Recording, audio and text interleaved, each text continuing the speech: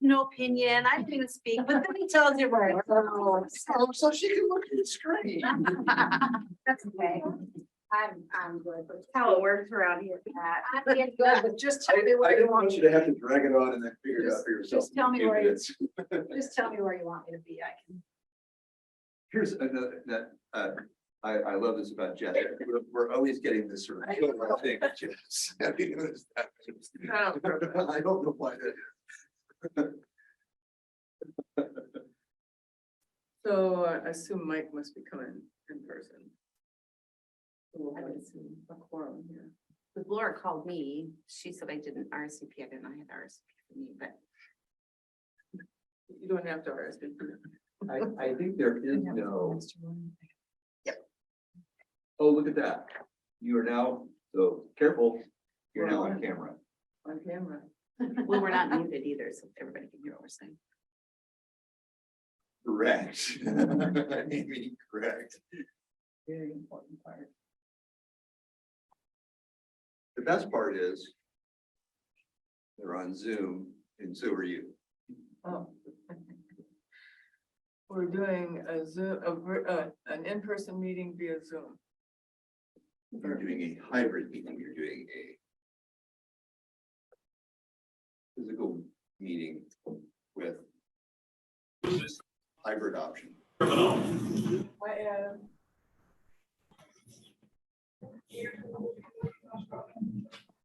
So it's, we need four because we have 7.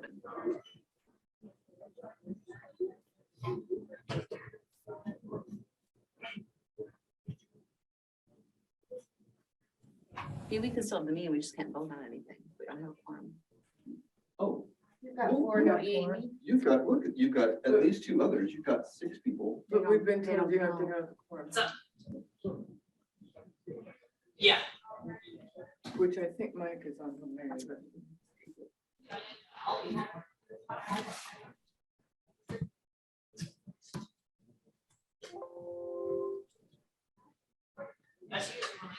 So, I So we're using- You know, I'm hanging in there, Ed. How about you? Got my kid a bivalent on Friday, that was, nice. Fish coming out of the eye. Oh, nice. I got mine there too, the week before. Good, hopefully it went well. It did. appreciate Yeah, we're staying pretty busy. I expected when the bivalent came out, they would be pounding down the doors. They're not. They weren't, but we've stayed steady since they came out. I understand, yeah. I, Now you're we have totally fine. kiddo bivalent. Yeah. And- Or don't you have it yet? Well, we put out the press release Friday because I saw that, I thought Mercy had it. So I'm like, oh, we're getting ours that afternoon. We didn't get it. Ours was here yesterday, but we only had 2 people come in for it. And they're coming there, I think I should call it on Friday. And so Yeah, is there anybody I that you think is expect gonna it's come gonna over be here? really busy. Yeah. You can call them I was over and surprised at identify that. that there's, you know, there's things you'd like to cover while you're Nobody's waiting. for came in Mike. actually. And then you can go back and adopt. the Mine's minutes and starting things to, that we I'm heard. starting to see more and more. Laura taking, places she's like on She's in there, there she's doing taking it. minutes and stuff too. Yeah. Non-new ones quickly as they have it. Yeah, This is probably the slowest. Yeah. Okay, Well, Mike, know where this is? Mike, I believe does know where this is. Okay. Been here long enough. Okay, because all the meetings I had with them when I was here were Zoom, so. Right. Laura said that, he didn't say he was gonna be via Zoom, so she assumes he's coming. I'm gonna text him. I know him enough. I got his cell Okay. phone number. All right, let's see here. It is 4:33, so I will call the meeting to order. It's Wednesday, October 19th. This is a regular meeting of the Dubuque County Board of Health. We can start with roll call. I do know that one of our members is on their way. So we'll try to handle what we can until he gets here. But I'll do roll call. Adam Hoffman Here. on Zoom. Sandra Larson here. Pat Lemke here. Pat is here in person. Hendrik Schultz, Hendrik told me he may be a little late. He's going to be on Zoom. Jess Smith, Here on Zoom. Amy Crow Here. Sunley is here in the room, and we believe Mike is on the way, and once he gets here, then that will establish the quorum here in the room. At this time, anyone may address the board on matters of which are on the agenda. Please raise your hand if you're on Zoom, or if you're in the room here, please stand up, state your name and home address. Individual remarks are limited to 3 minutes. And I don't see any hands, I don't believe.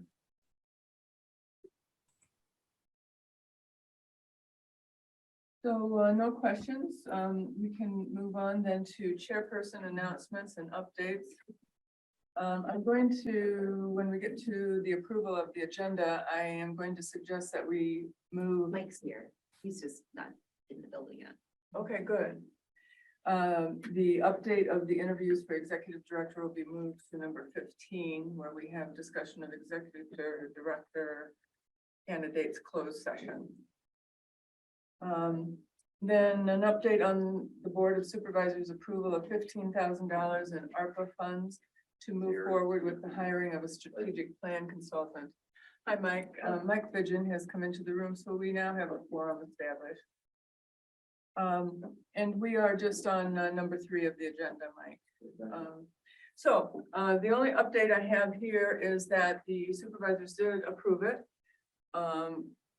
I just would like to thank the hard work of Amy Crow Sunleaf and Ed Braver in getting that done. I appreciate that. And we have some real good background information that Ed has collected. I guess I'm gonna say maybe we need to have a committee for that. What do the rest of you think? Do you think a committee would be good? Yeah. Okay. So anyone here interested in joining a committee for getting the strategic plan consultant up and running? Sandra, this is Jess. I just have a question because I feel like, did Samantha have some organizations identified at one point, or some people who did this kind of work, or no? Am I remembering wrong? I don't think she had any specific consultants that I ever saw, But Ed does. but Ed does. In my conversation with Samantha prior to her departure, as we talked over that, I don't think that she had identified anybody else that particularly had done that. I had a conversation with Becky Nowacek, who's always very helpful, and in your thanks, you probably owe some of that to Becky, who actually was aware of some of the counties that she works with in her area had recently done something like that. She directly emailed those places and provided me with some feedback. And I either some of those counties that didn't respond back to Becky, I contacted directly and then collected that information and put together the information that Becky had collected with some new information, and that's what I packaged together. I don't believe that Samantha had anything else. Okay, that's kind of. This is certainly not exhaustive. This is just illustrative of some of your Right. colleague metropolitan Eastern Right. Iowa counties. I think like a 2-member committee, would that be enough, you think? 2-member committee to kind of get this started. Is anyone interested in joining this committee? Amy? I mean, I join all the committees, so I was gonna hold back and let somebody else, I will, but if 2 other people want to do it, I would surely step back and Right. let them. And I appreciate that, Amy. I just, because of the work that you've done already on it is why I kind of suggested that. Anyone else interested? You and me, Sandra. Hearing none.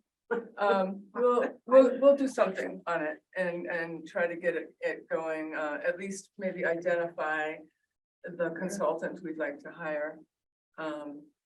And ideally, by the time the consultant is ready to start working for us, we'll have a director, so that would be great. Let's see, those are really the only announcements and updates that I had. I see that Supervisor McDonough is on Zoom. Do you have any Board of Health liaison comments, Ann McDonough? I guess just 2 quickly. First, the incident management team has hired the firm that's doing the review of the pandemic. If Stacy can bring you kind of up to speed on that. I know other members of our Board of Health are part of those teams throughout the county. They haven't asked the supervisors, and so I will be visiting with Mr. Carter Friday morning. I have asked various mayors as I come into contact with those mayors of small communities, if they have any feedback they'd like to give, they should give that to me if they are not particularly invited. So I just want you to know that there's some outreach further there if there's something that those folks maybe wish to share. No one has done that. So it'll be just an interview with myself. And then secondly, I wanted just to let the Board of Health know that the supervisors received what I think is going to be a very impactful report from Hillcrest and Unity Point addressing issues related to seniors in our community. It was a project that was funded through some Brain Health Fund 10 balance dollars. And it's detailed, and I think you can see the gaps of what's needed next. So if Mike is in the room, I thank you for your organization's leadership on that. And I'd like to share it with you electronically, and you can, read it as you wish, but I think that it might be an important report to have as you look at strategic planning, because I do think it illustrates some gap areas certainly throughout the county that you wouldn't be aware of if I hadn't done this research. So thank you. Thank you. Just skipping back a little bit to the update on the executive director position, I will just mention that we are in the process of interviewing right now. We've done virtual interviews, and we have in-person interviews scheduled next week. So we are making some progress there. The next item on the agenda is the approval of the agenda, and I actually have a couple of things we can change on the agenda. First of all, I'll do a motion to amend the agenda as to number 6, B, and C. That as far as special meeting minutes for October 10th and October 11th, we will have those on the next month's agenda. So we can take those off of this agenda. And then the second one was just the update for the interviews for the executive director position. We're moving to number 15 during the closed session. So that's a motion. Is there a second? Thank you. Any discussion? Hearing none, all those in favor of amending and then adopting the agenda, say aye. Aye. All those opposed? It passes. Next, we have approval of the minutes for the regularly scheduled meeting of September 14th, 2022. Is there a motion to approve? I'll move to approve those. Thank you. Is there a second? Thank you. It's been moved and seconded to approve the minutes from September 14th, 2022. Is there any discussion? Hearing none, all those in favor of approving the minutes, say aye. Aye. Motion passes.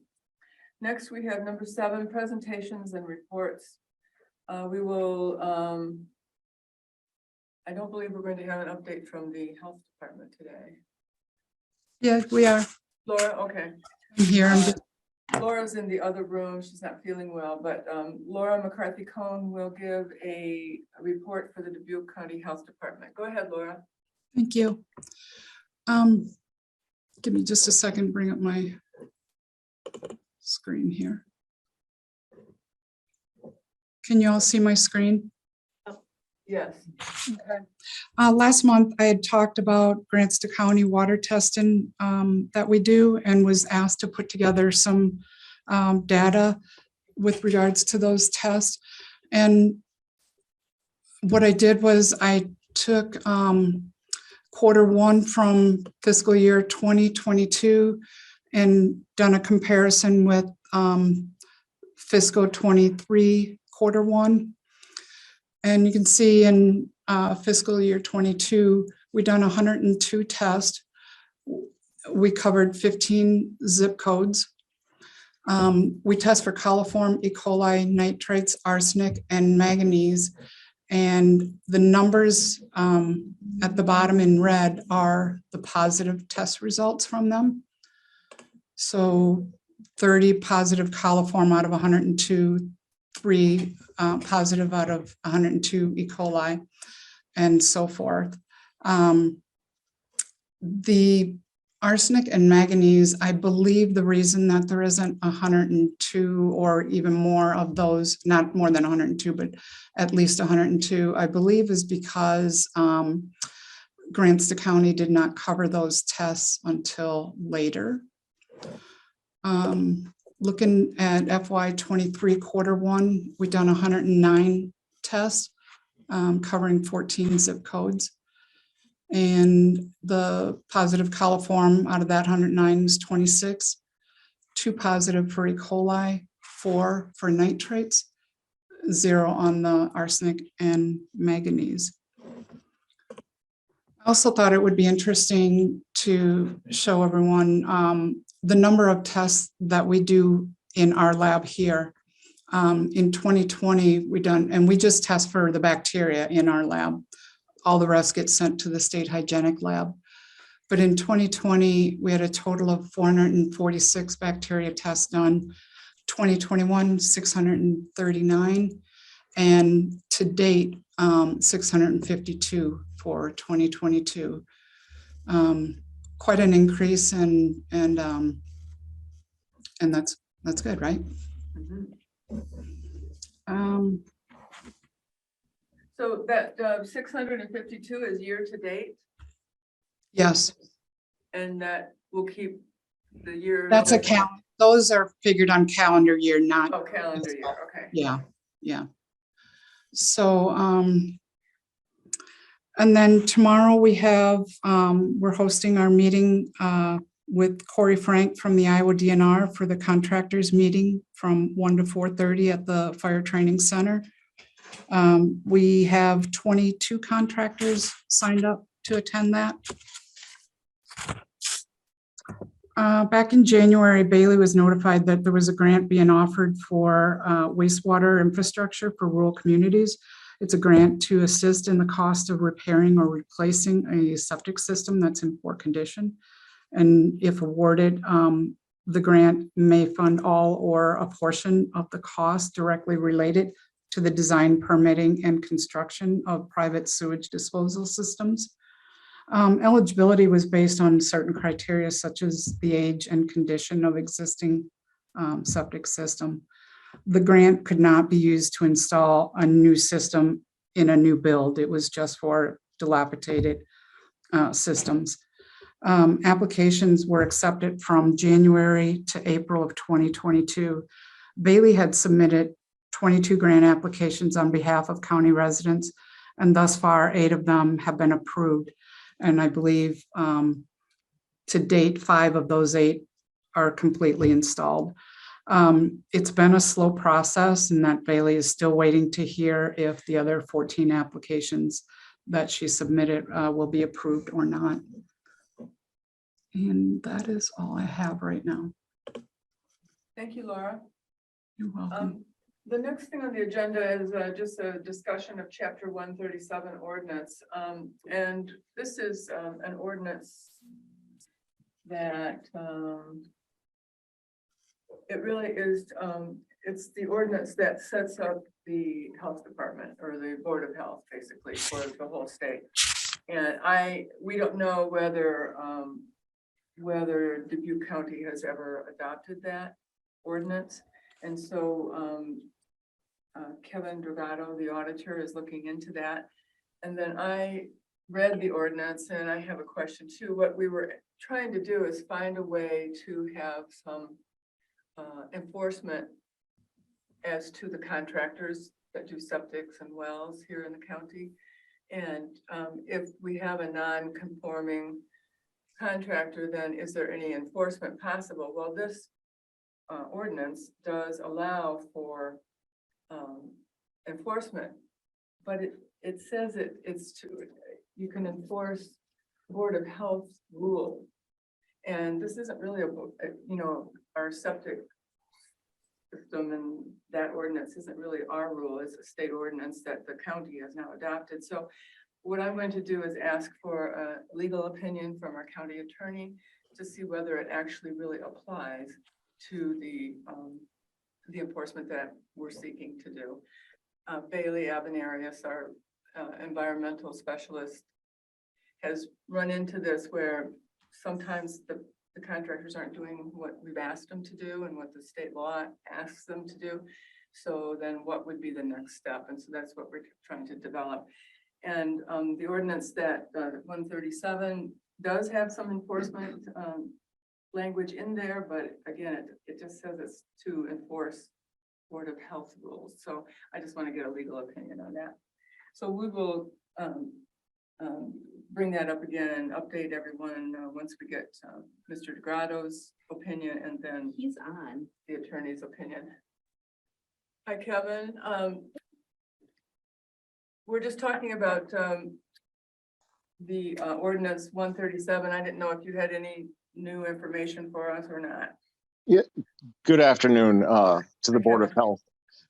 We took a cursory look and we don't have, after a first glance, we have not enacted or adopted that ordinance in Dubuque County. So we don't, I was just, as you were speaking just now, looking through the ordinances. We don't have too many, if any at all, enforcement mechanisms that would be outlined in that ordinance. Okay. Thank you. No problem. So we'll keep working on that project.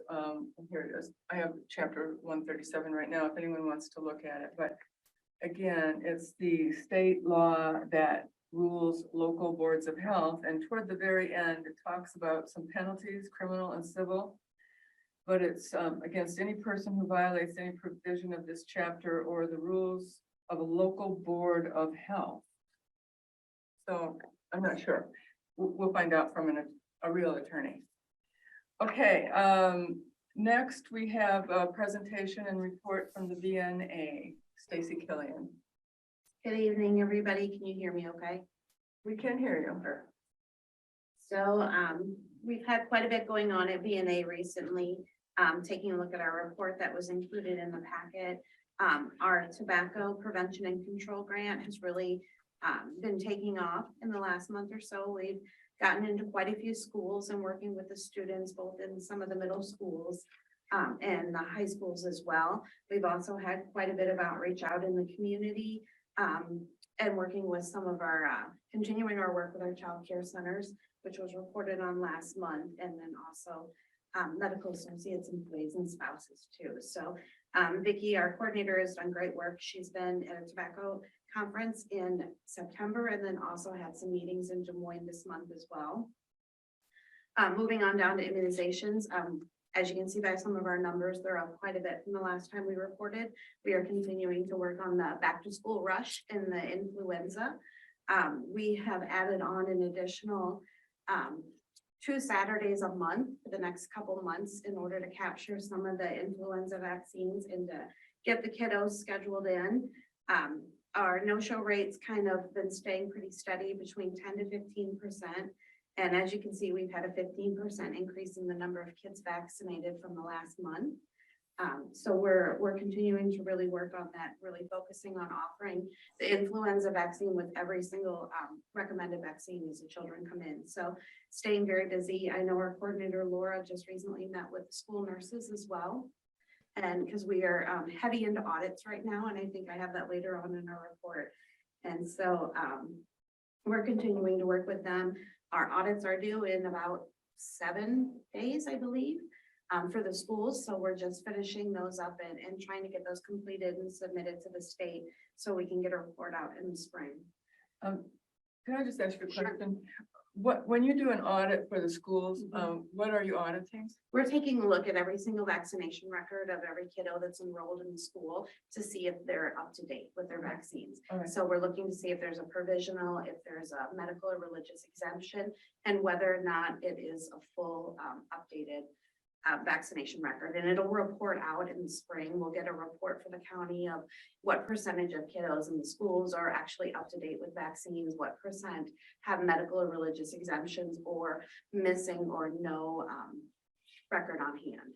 So that won't come out till the spring? It usually between like February and March is when we see it, but it's Iowa Department of Iowa Health and Human Services. Like, will you be able though to share with us what you report to them, or? I could, ours are just very siloed because they go by school, where what the report that they give out actually has our whole county comments. Countywide. So I could certainly take a look at what we've seen. Just and kind of generally, give- like, how are we doing with vaccination? Yep, I can do that in our next meeting.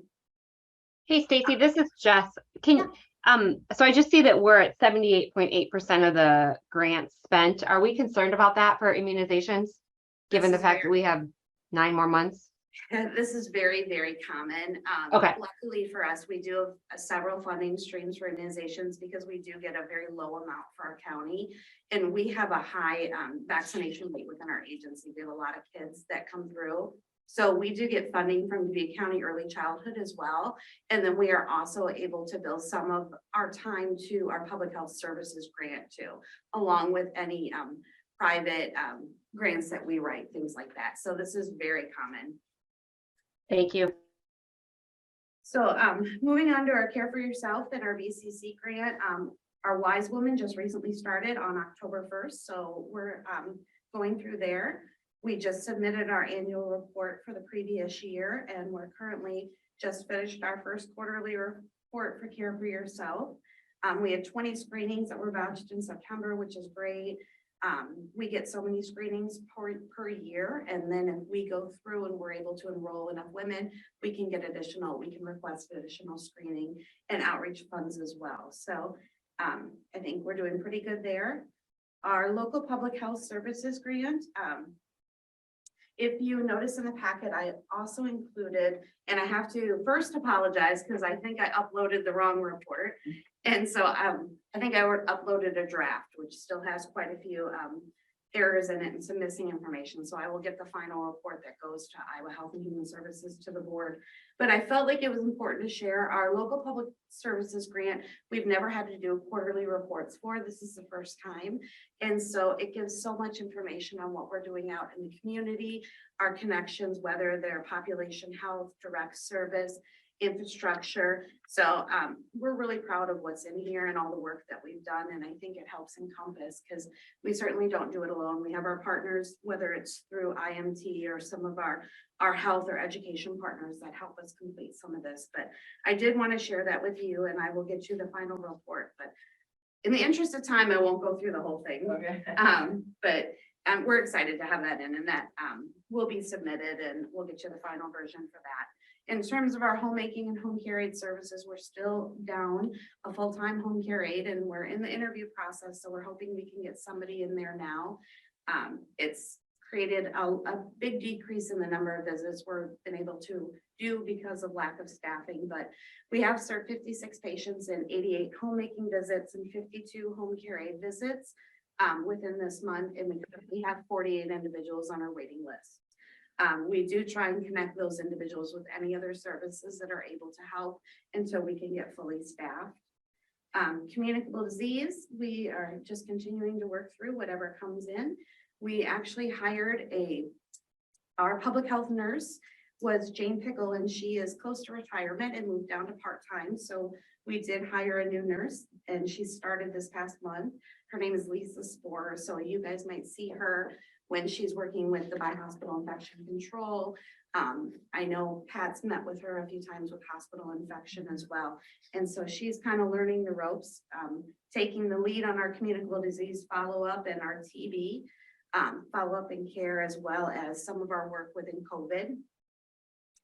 Just some other agency updates. We had 39 individuals that presented for care at the VNA that were not related to any of our programming. Our current FTE is still a little below budget because we are still working through some open positions, including our representative payee position and then a home care aide position as well. We have 6 influenza clinics that I mentioned earlier that we scheduled beginning in October. We just had one on the 8th and we have one again this Saturday as well. And those are filling up, the slots are filling up well. So it's a good, we're getting pretty far with our flu vaccines this year. So that's good to see. We've seen a big increase in adults requesting influenza. And I think a lot of it is those adults are coming through for COVID vaccines and are hoping to get both at the same time, which is not something that the VNA has offered. We did offer them 1 year when the state gave us all the vaccine to do it through public health, but since then we have not. So we're gonna go and investigate and see what it would take to be able to offer that coming into the next flu season. We just submitted our first 5 RFP, our first 5 healthy mental development program works with children 0 to 5 and partners with our physicians and medical providers throughout our counties. It's an 8-county service area, so we're excited to see how that goes. And that grant will start actually January 1st if we are refunded. We are the current grant holder for the 8-county area, so it's a competitive year, but a renewal for us. And then we've done quite a few outreach events. We've worked with Man-It Day, International Day of Peace at Clark University, Steeple Square Community Event and Kids Expo. Emergency preparedness. So when I did write this, I mentioned in here, I think under the interim executive director highlights that I've been meeting with our service area 6 coordinator. And that coordinator works with our region to provide funding for emergency preparedness. In the past years, Dubuque County has actually given back money for this particular grant. This year, we chose to use the money for our after action report for COVID. So that money is funding that report planning with our contracted consulting agency. I met with them and requested an additional $5,000 for Dubuque County, and we're hoping to be granted that with, I think they have a vote in about 2 weeks. That $5,000 then can be used for additional staff training, knowing that we're going to have a new health department director coming in. I think it would be in our best interest for our county to have those additional funds available to do any trainings or anything coming up in the spring in terms of our public health coalition. Anything like that. We also previously had received $20,000 a year. I did request moving forward to give Dubuque County $30,000 per year. I think knowing that we will be getting those funds ahead of time, it gives us an opportunity to plan. Those funds can be used for a wide variety of things, whether it's tabletop drills, equipment, community trainings, staff trainings, things like that. So a lot falls under that emergency preparedness. So having the additional $10,000, I think, will make quite a big difference for us. We have finished our first draft of our public health blast list, and those are all our partners throughout the entire community. It's something that we upload to our health alert network for the state. Our IMT has been working pretty closely on that, as well as looking at our Dubuque County disaster operations and response training plans. And those are the NIMS courses, the FEMA trainings, things like that. And so we're currently updating those, and those will be due to the state in the next month. So we're getting those completed. Ann mentioned our after action report and working with John Carter and his consulting firm for that report. He's been a pretty good partner to our IMT. He did, as Ann mentioned, an initial group of people have been contacted to start doing phone interviews with John. We will also be sending out surveys to some other partners as well to get their input. So this is just kind of phase 1 of several phases as we go through the after action. I had a question about Sure. that. I did get an email, but I didn't really understand it, so maybe I didn't sign up and I'm supposed to, but do you know if, does he want to talk to the Board of Health or? Yes, you were in that initial phase. The Board of Health members should have gotten emails from him, and basically what the email is asking is for you to contact him to set up a time to do a phone interview. Did anybody else get that email? No? Okay, well, I'll look into that, Okay, Amy, but yeah, all Board of Health members should be on there. So I'll take a look at that. But like I said, there's a lot of phases going down the line, so there's a lot of people, a lot of partners that we worked throughout the last couple of years that will be contacted by John and his group. And his name's John Carter. John Carter. What's Yes. his email? I just want to make sure. You should go back and check to make sure it didn't. I'll give it to you, Okay. Amy. It would have came from me, Oh, no, Then- I did not get, Okay. I did not. so I will take a look into that. Wait, I might have. There's a lot I of did. information. It kind of, Yeah. it was a statement from our IMT team about what we're doing So, with but the I after clicked the thing action. and it wouldn't open. Okay, his email should be in there, Amy, and all Okay. you need to do is contact him to set up a time Okay. to do a phone interview. All right, I'll go back. And we'll be sending out reminders as well, so we can get more people to participate. And then the surveys, I think, will be the next step within that process. So, we're looking forward to kind of continuing to work with him. In terms of our community health needs assessment, health improvement plan, Mary Rose and I have met and, to develop our steering committee. For this upcoming plan, we are going to be meeting the last week in October. We did invite representatives from the hospitals, some city, county, and also our FQHC as well on that steering committee. And then we'll be including other partners as we start to look at how we're gonna disseminate and get information throughout the entire county. Other than that, we are continuing with all of our IMT work. We are working with our schools, our higher ed. We're meeting with them pretty routinely, our hospitals we meet with, and then our vaccine providers as well. And then we have a COVID report as well. Laura, are you able to pull that up?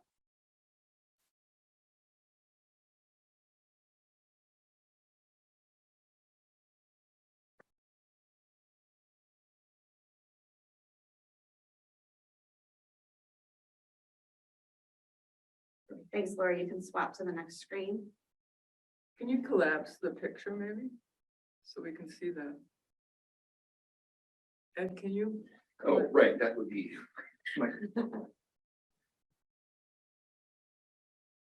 So we can see the, Like that Yeah. one? yeah. Yeah.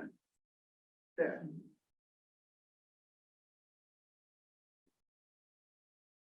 Thank you. Right. All right, Laura, there you go. Perfect. So we, as of today, we are still at a medium community level here in Dubuque. And so as you can see, looking at across the state, there's quite a bit of low and still some medium yet in there. Laura, if you can swap it. We are still looking at primarily having the Omicron variant here in Dubuque County. It's pretty much been steady since right around February, March is when it kind of took over, and it's still here. Can you switch that, Laura?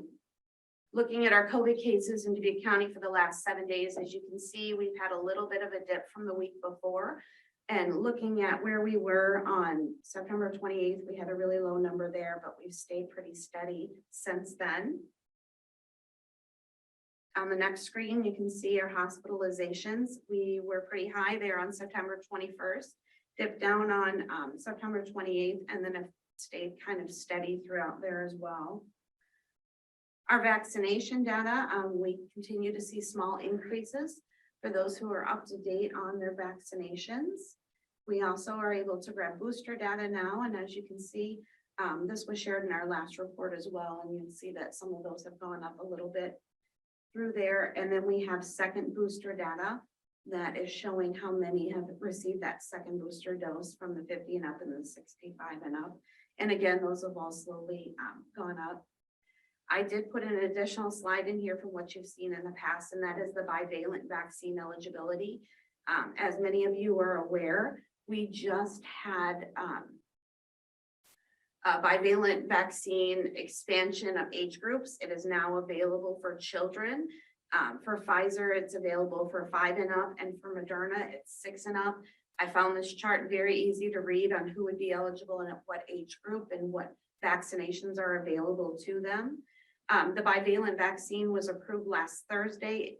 We do now have that vaccine here in the county, so we are offering it at VNA for our walk-in clinics. Our next clinic is Friday, and I do know most of our medical providers have this available as well for appointments for their patients, as well as both hospitals. So I think it's great that we've got it out there to our providers and we're able to get that out within several days of it being approved. We were just waiting on the shipments. So that can be used to just kind of determine who would be eligible for what and when. The VNA report for our COVID to date, we've had 48,803 calls as of September 13th. We've provided 12,354 vaccines. As you can see, we went up quite a bit last week for our vaccines. I anticipate when this report comes out on Friday that we'll go up again. We've been pretty steady for the last week on giving those vaccines. And then the week after, I anticipate another increase with the additional age groups for the bivalent. We're still giving out the COVID home test kits. We don't give them out very often. I think we usually see a couple go out the door every month. And we do continue to receive calls from individuals who have questions in regards to any quarantine exposures, any type of contact tracing type calls. Stacy, on the VNA clinics that you hold, those are walk-in, you don't have to have an appointment, right? Correct. And do you give the booster at any other time outside of those? Or We not so do. much? We've Yeah. had people walk in on other days and we try not to let anyone leave without getting in as long as we have a nurse available. On those days, we just ensure we have a nurse in the building able to give. So then that way we know, and you know, wastage too. And if we can keep it contained to clinic days, we usually don't waste as much. But we do offer it to all of the children that come through our immunization clinics and their parents. So if any of the parents there want a vaccine while they're there, we will give it at that point too. So I've just read recently that giving the latest booster, it's not many people are asking for it, seems like. So I guess I would just urge people to get the booster if they can. And I'm so glad that the VNA has clinics where people can come there and have it done. So thank you for that, Stacy. You bet. Stacy, can I ask a couple questions? Sure. Can you just clarify, you said you're not giving the flu and booster together? And then my second question was, do you guys have high dose flu or you just offer regular? So for adults, we do not.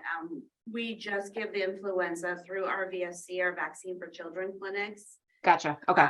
So we don't give it to the adults. So we have the regular influenza vaccine for them. Thank you. Next on our thing is just a monkeypox update. We're keeping it up to date.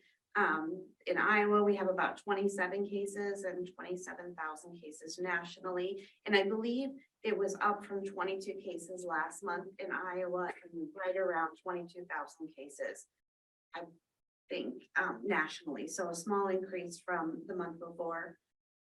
We are continuing with the VNA monkeypox vaccination site. The eligibility is there. We have moved, instead of having separate scheduled clinics, it's every Friday alongside our COVID clinics. We are trying to keep this 2 appointment. It's just easier for the vaccine. But if somebody walks in and requests it and needs that eligibility, we will give it as well. I think other than that, any questions for me? I kind of went through a lot of info, sorry. Do you know how many monkeypox vaccinations have been given? It's for us or for our office, 5.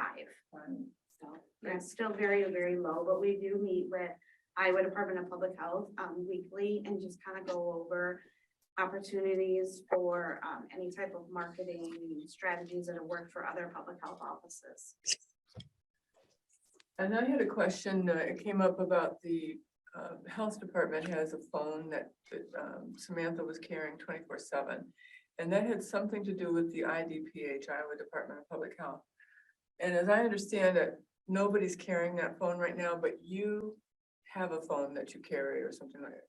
Correct. So we submit to Iowa Health and Human Services.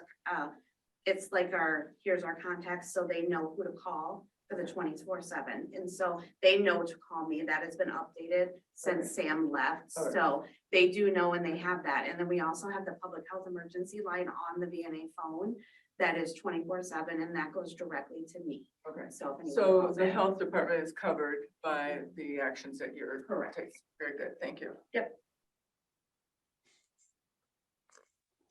Anything else?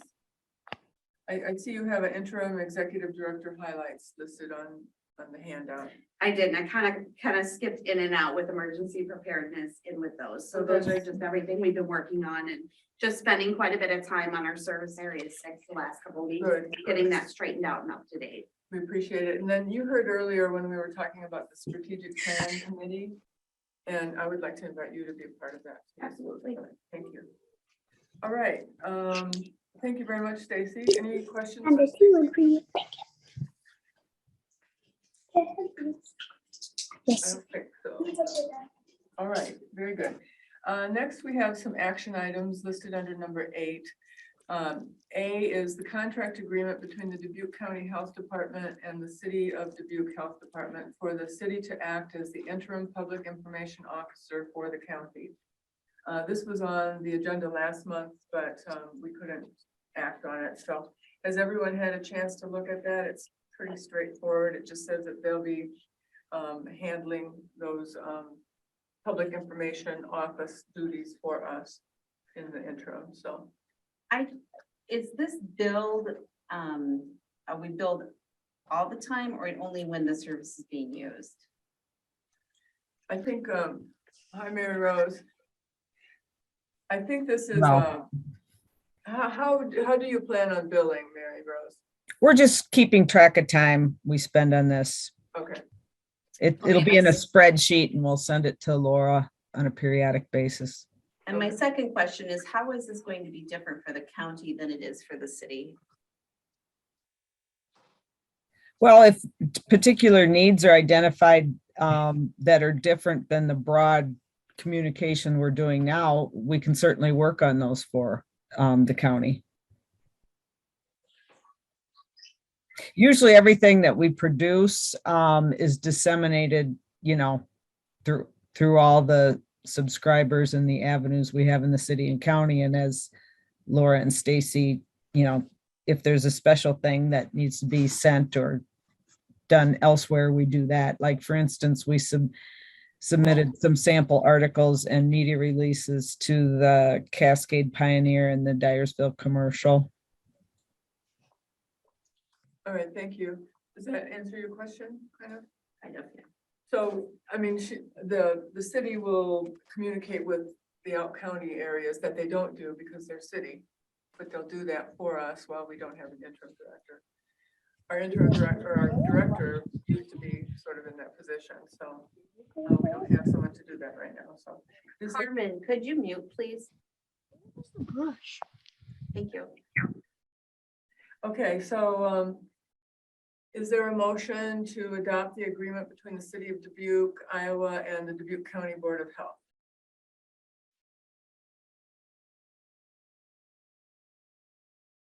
Hearing none, I will make the motion to adopt the agreement between the city of Dubuque, Iowa, and the Dubuque County Board of Health as it pertains to the Kevin, Public Information Office. his hand raised. I don't know if you can speak.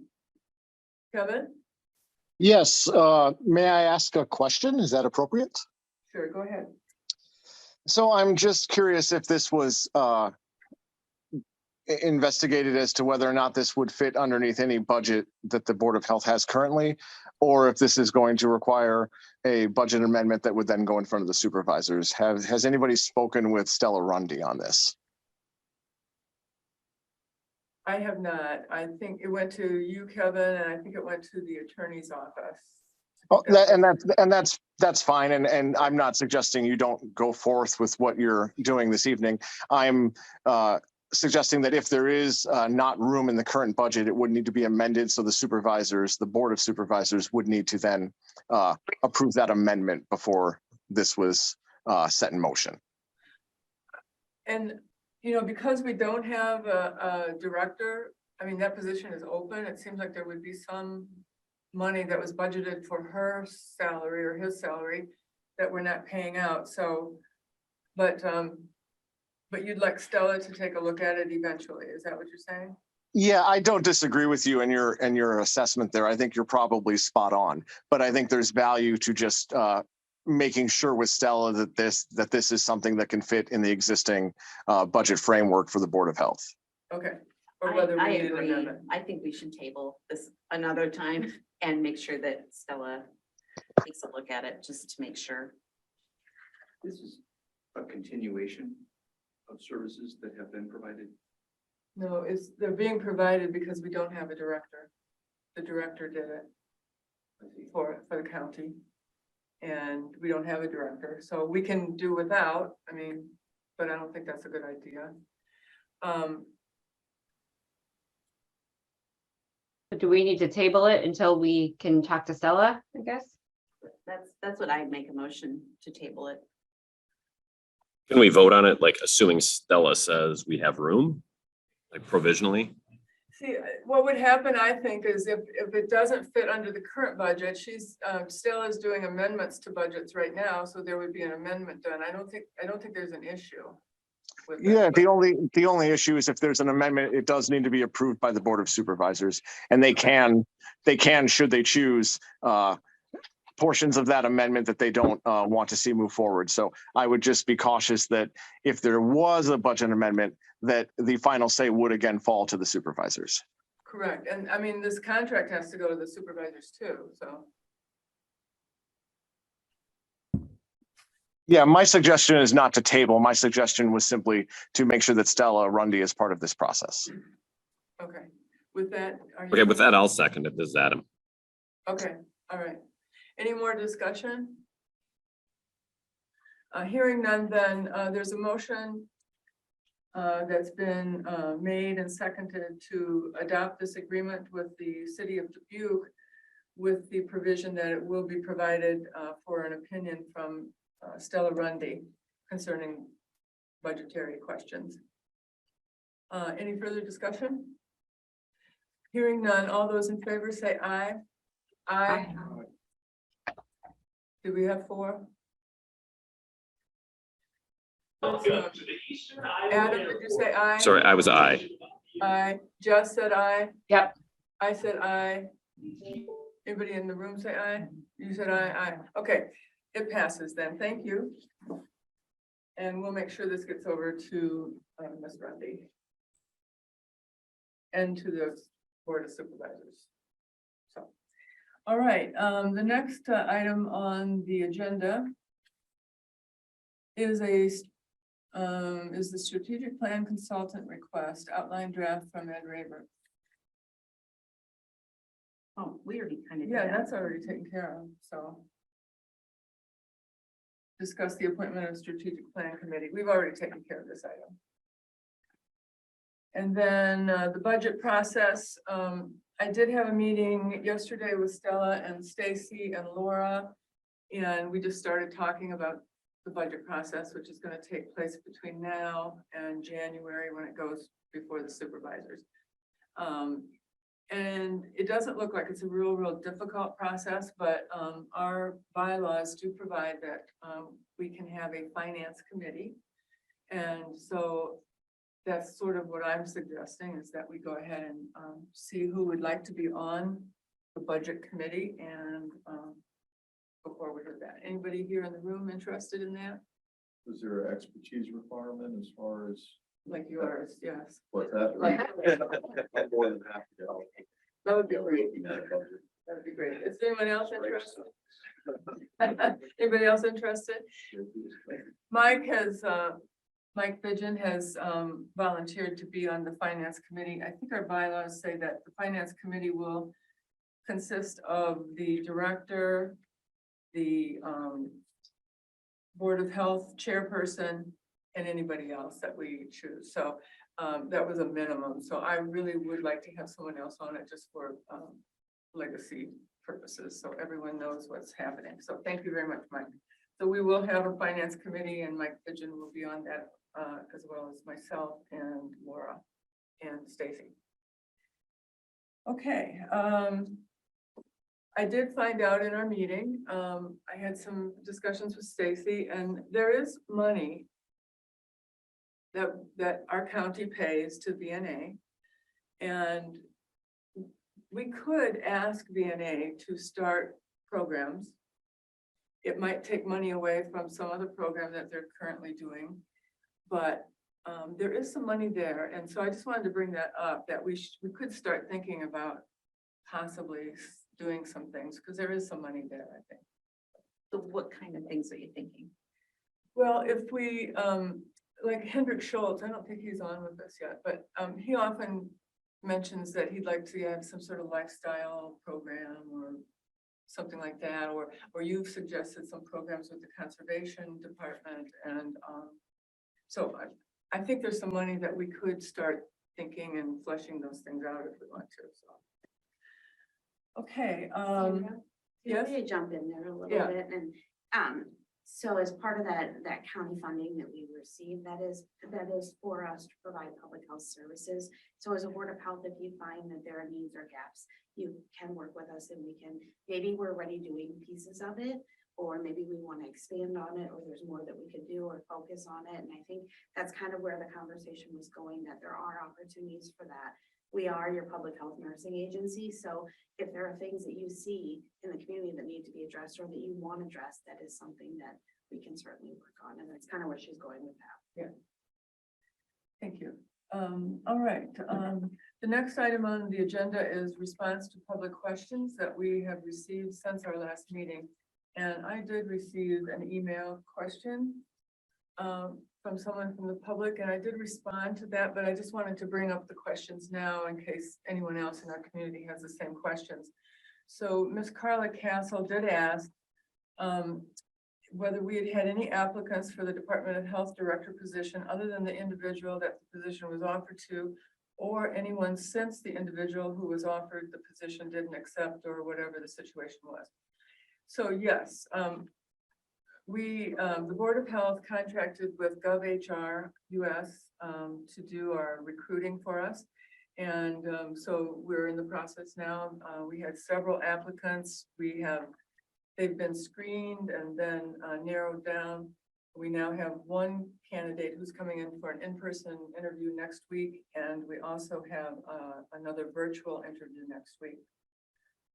We did have the same kind of situation happen where we had a candidate we were inviting to have in-person interview, and she accepted another job, a different job before we got her schedule. So, and it was a job with one of our neighboring states with their state health department. So it was a fine opportunity for that applicant.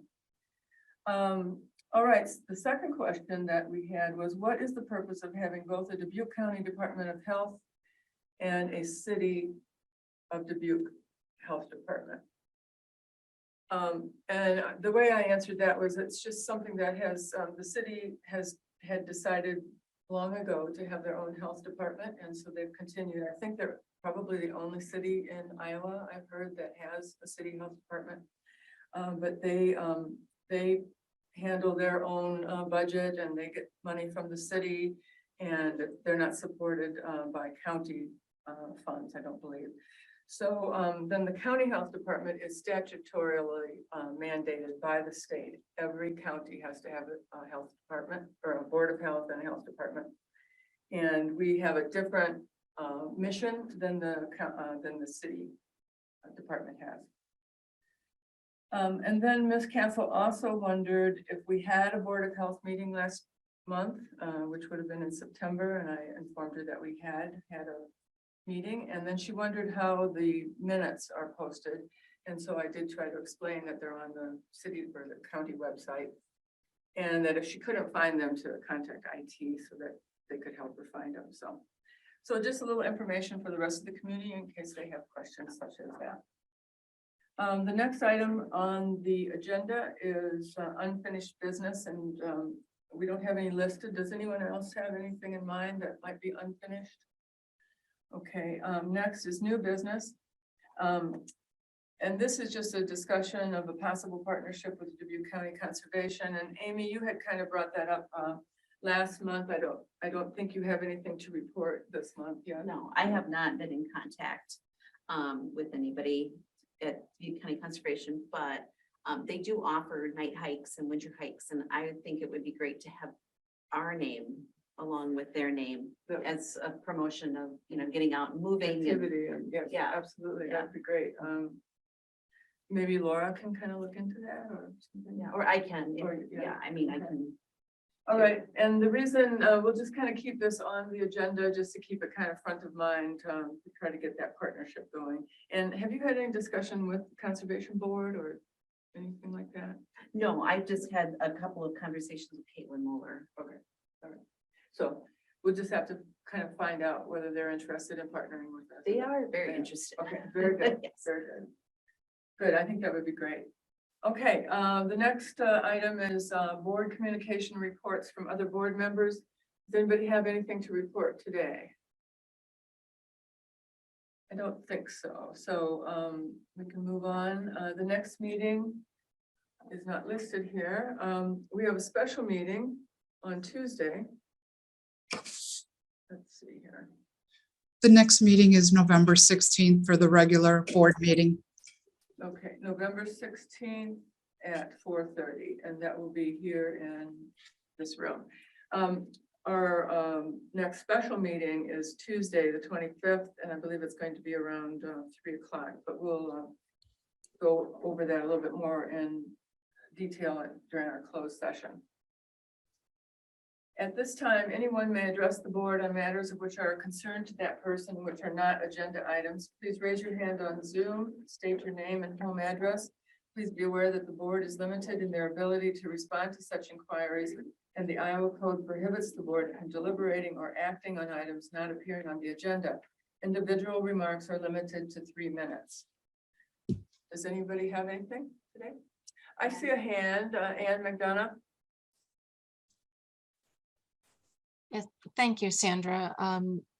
The comment I would make to the board is that we do have the Dubuque County Food Policy Council. When you start to look at what other funds might the County Board of Health have, it might be good to circle back with those folks and make sure that we're supporting them adequately. You know, they're waiting while we search for an executive director. They're waiting without support. So we want to be aware that they are doing amazing work with nutritious food. I was this morning at Steeple Square helping Whitney Sanger, who's the chair of our Food Policy Council, but she's also, of course, co-founder of the Project Rooted, putting together boxes that are going to go into classrooms in Title I schools with nutritious food that maybe those kiddos had never experienced before. So as we look at our strategic planning and we look forward, we want to circle back and also be maybe learning more about Food Policy Council. They've completed projects, and I just want to, you know, bring that to everyone's attention as the board that they do fall under your authority for budget purposes, and they would like to be partnering with you more closely as well. So thank you, everyone. Thank you. It's a good idea to keep them in mind also as we do partnerships and budgeting, I think. So. Sandra, I think we had a previous board member who sat or attended some of their meetings. So I wonder if we think about, you know, a liaison with their group amongst current members. That's a very good idea. Yeah, Sam used to sit. Laura, have you been going to their meetings?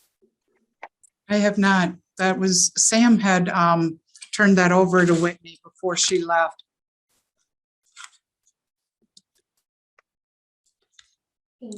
I mean, I would volunteer to be a liaison if we need one, or if no one else is interested. Oh, that's great, Jess. We'll sign you up. Sam did turn over the meeting calendar for them to me. My impression from Sam was that we were not attending anymore, that it was shifting away from the Board of Health. Well, that's what I thought, that they were shifting away and they're not an independent. I thought they were going to become an independent. But they have no funding. So the funding is coming through you. And as you look at strategic planning and what I've heard this board discuss over my many months as a liaison, and before that, are the same issues related to locally sourced food, nutritious food, local foods, children's awareness of, you know, balanced nutrition. I think it directly relates to that. And they're waiting for an executive director so they can be part of, you know, that if there's going to be any expansion of employees, they they need help with the clerical issues and minute taking and some planning. They're at the end of the fiscal year, at the end of June, they lost the independent contractor support that they have. So they're kind of holding in a holding pattern, as we all are, and it's not a fault, of course, but you know, when we look at extending programming or look to the future, they've completed a strategic plan, so they're pretty ready to go when you are. So I think there must have been a miscommunication. Okay, so Yeah. yeah, because we do need to get Right. some, So Jess will attend from the Board of Health, and Stacy, you'll reach out to Whitney. I know I have a copy of their strategic plan in my strategic plan folder, because I thought they did a really good job with it. And I don't think the Board of Health understands the funding and our responsibility for funding the Food Council. And I think that could be part of the reason it didn't get passed this year. But I assume that when we're doing the budgeting, if we say we want $30,000 for the Food Policy Council, that's what we would do. I mean, so I think in the budgeting process, they had figures that they needed in their strategic plan. And so we'll have to look at that, I think, through the budgeting process. But wasn't that also going to fall under some of the lifestyle specialists? I mean, we don't want to be, you know, as you look at what the health department will be in the future, this is not a full-time position that they need. They just need direction. And of course, they can't have funding. We don't give, you know, boards and commissions that don't have some reporting mechanism back to a paid director. You know, it has to come for budgeting purposes and, you know, diligence with taxpayer funds. It has to come back to somebody who reports to either the Board of Health or to the supervisors. They, so in their strategic plan for fiscal year 2023, they proposed a budget of $58,662. But Yes, they want to because they hire a person. came before us, they wanted to hire somebody, but we said, wait, because we want to expand and we didn't want to have two doing the same Yeah, job. yeah. So yeah, I think we've just unfortunately been in this holding pattern. Yeah. And then there was a misunderstanding about support for going to meetings. Yeah. So yeah, that was an oversight. So I think that has to be kind of done through the budgeting process, but and we have to decide how we want to handle that. I definitely I think the Board of Health should be involved with them, so. All right, any other comments from the public?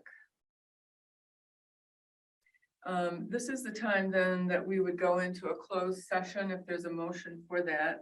A closed session would be called according to the Iowa Code section 21.5I for the purpose of evaluating professional competency of an individual whose appointment, hiring, or performance or discharge is being considered when necessary to prevent needless or irreparable injury to that individual's reputation, and that individual requests a closed session. Is there a motion to go into closed session? Second. Any discussion?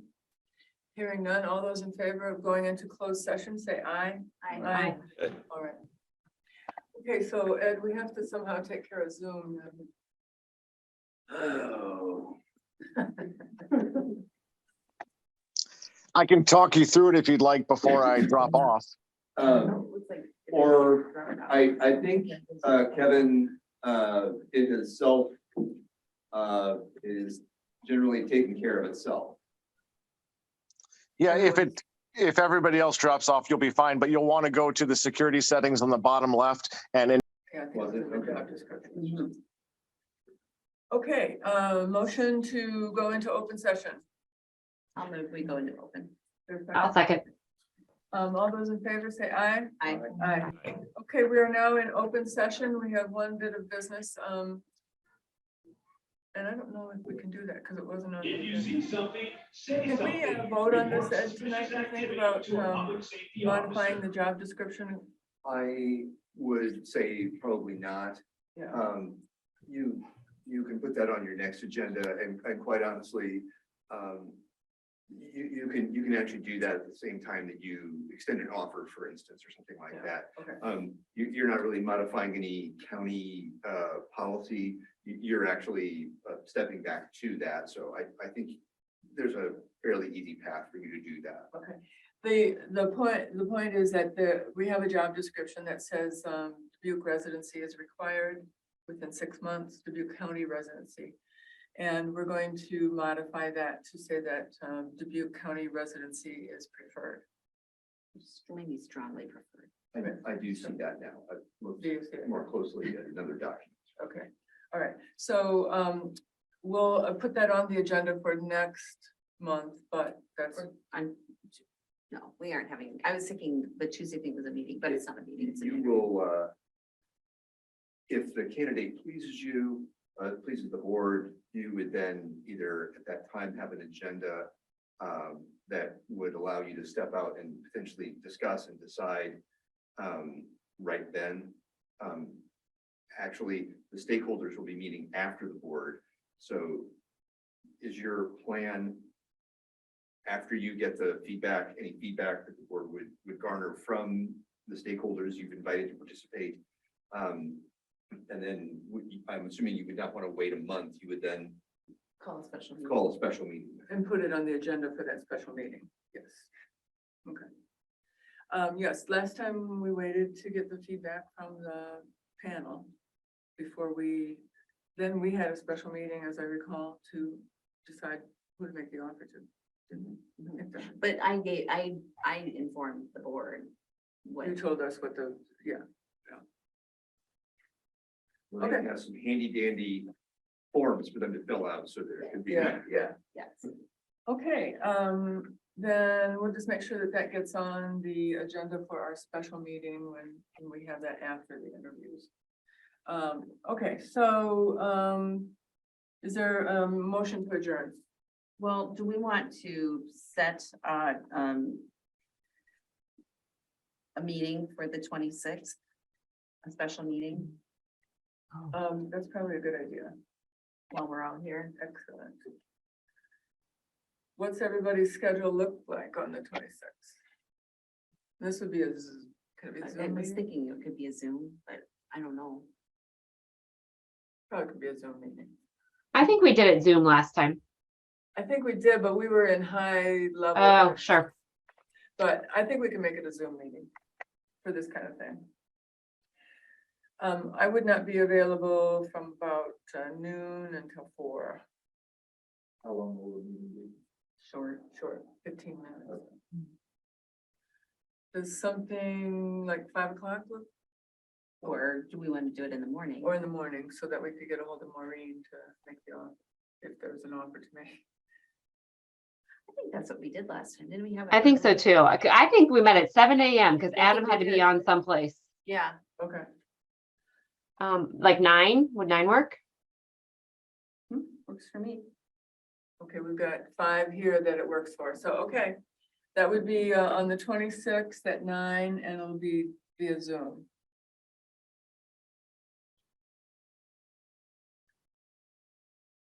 And I'll just make sure there's an agenda posted for that and everything.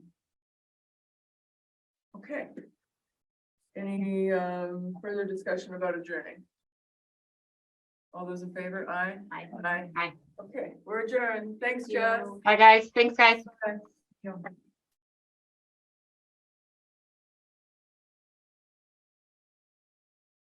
Thanks So so you much, guys, Ed. can you like breathe? Like you've just been thrown into the fire. It's quite a. 6 hours to go through the first 2 meetings. I know. It's not always like this, guys. Yeah. Hang in. Every committee I come into is like this. Is it? Usually some crisis calls me to say, sure, want Yeah. to come? Yeah. So I will also stay for the stakeholders. Again, I mean, it's not that, I think it's good. yeah. And actually the stakeholders, after I was in here, kind of liked it. So they could kind of talk about it too. Okay.